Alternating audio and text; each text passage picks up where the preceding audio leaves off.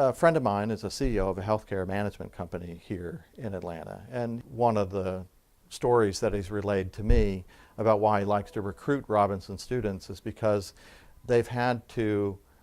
they're already going to school in an urban area, which is where all the jobs of the 21st century are today, essentially, and will be in the future. And so these are students that are already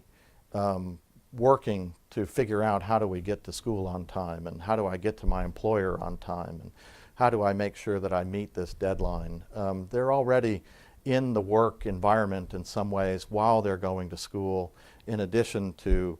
preparing them for where they're going to head next. So this gentleman likes attracting Robinson students to the workplace because for him, a lot of just the socialization of getting into business and having to work as part of a team and having to balance school versus work, or maybe family versus work, or family versus school, these are activities that these students have already been engaged in. They've been doing it as part of their 4 years here at Georgia State University,